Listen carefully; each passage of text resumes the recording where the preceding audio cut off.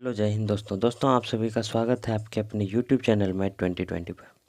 दोस्तों आज हम लेके आए हैं जीके और जीएस के 40 ऐसे महत्वपूर्ण प्रश्न जो कि आपके किसी भी प्रतियोगिता परीक्षा के लिए काफ़ी महत्वपूर्ण है। तो चलिए क्वेश्चन को शुरू करते हैं। क्वेश्चन नंबर 1 है, 1 डिग्री अक्षांश कितने किलोमीटर को निरूपित करता है। यानी क्वेश्चन है, कहने का मतलब हुआ 1 डिग्री अक्षांश जो है वो कितने किलोमीटर को दिखाता है या निरूपित करता है। तो आपको याद रखना है 111 किलोमीटर को निरूपित करता है। आपका आंसर हो जाएगा 111 किलोमीटर। ठीक है, तो आगे बढ़िए दूसरा प्रश्न पे। प्रश्न नंबर दूसरा है, हिंदुस्तान रिपब्लिकन एसोसिएशन की स्थापना किसने किया था। तो आपको याद रखना है हिंदुस्तान रिपब्लिकन एसोसिएशन की स्थापना सचिन नाथ सान्याल ने किया था। क्या याद रखना आपको, सचिन नाथ सान्याल ने किया था आपको। ठीक है, याद रखना है इसको। चलिए प्रश्न नंबर तीसरे की ओर बढ़ते हैं। 40 महत्वपूर्ण प्रश्न है जो कि काफ़ी एग्जाम की दृष्टि से महत्वपूर्ण है। चलिए प्रश्न तीसरा नंबर देखिए।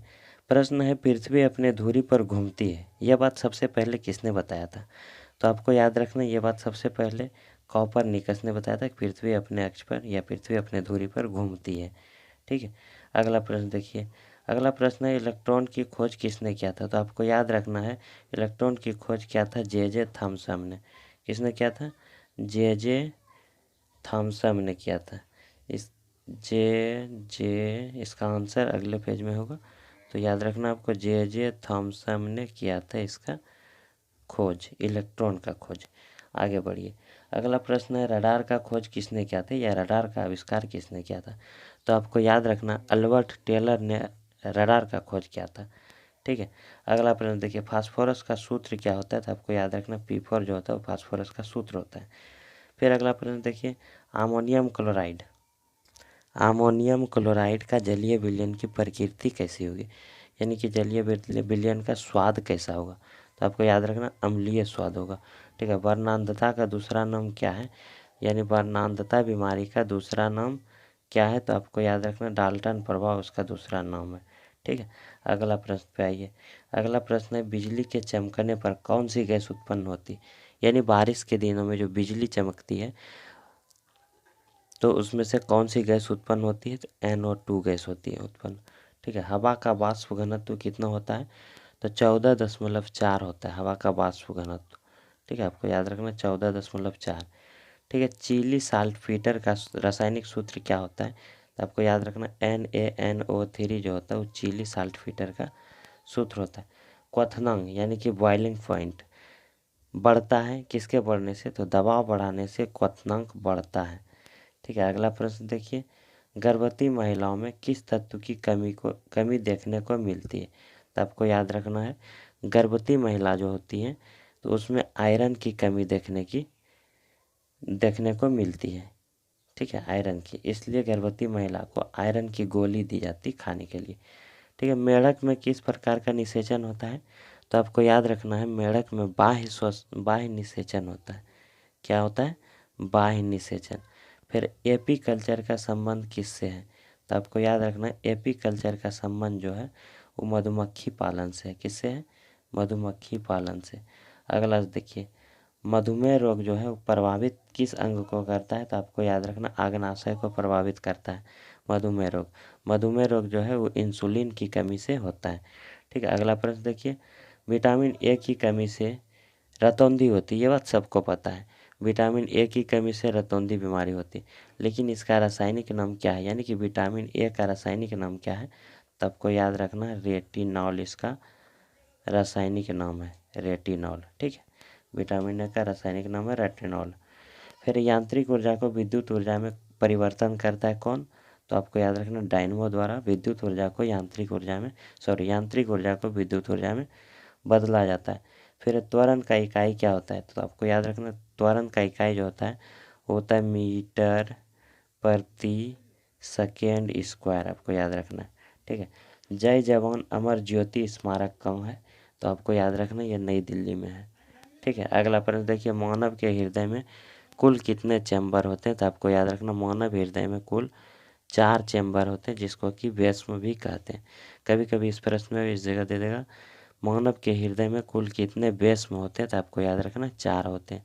ठीक है, अगला प्रश्न पे आइए। अगला प्रश्न है महिला आंचल के रचनाकार कौन है? यानी महिला आंचल को किसने लिखा था? तो आपको याद रखना फणीश्वर नाथ रेणु ने लिखा था महिला आंचल।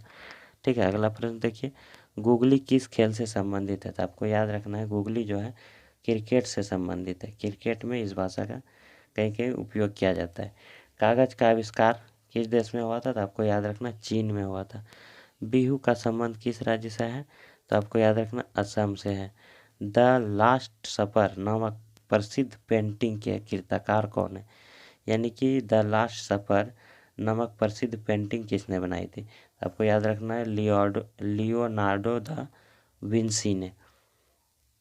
अगला प्रश्न देखिए, कृष्णदेव राय राजा थे कहाँ के? तो आपको याद रखना विजयनगर के राजा थे कृष्णदेव राय राजा थे। ठीक है, फिर बौद्ध धर्म ग्रहण करने वाली पहली महिला कौन थी? बौद्ध धर्म ग्रहण करने वाली पहली महिला कौन थी? तो आपको याद रखना गौतमी। गौतमी जो थी वो बौद्ध धर्म ग्रंथ करने वाली पहली महिला थी। अगला है कॉफ़ी के किस भाग का प्रयोग पीने में किया जाता है? यानी कॉफ़ी के किस भाग का प्रयोग हम लोग पीने में करते हैं? तो उसका याद रखना आपको बीज का। द्रोणाचार्य पुरस्कार संबंधित किससे है? आपको याद रखना खेल प्रशिक्षण से। अगला प्रश्न देखिए, मधुशाला के रचयिता कौन है? आपको याद रखना हरिवंश राय बच्चन जो है मधुशाला के रचयिता हैं। अगला प्रश्न देखिए, प्रार्थना समाज की स्थापना किसने की थी?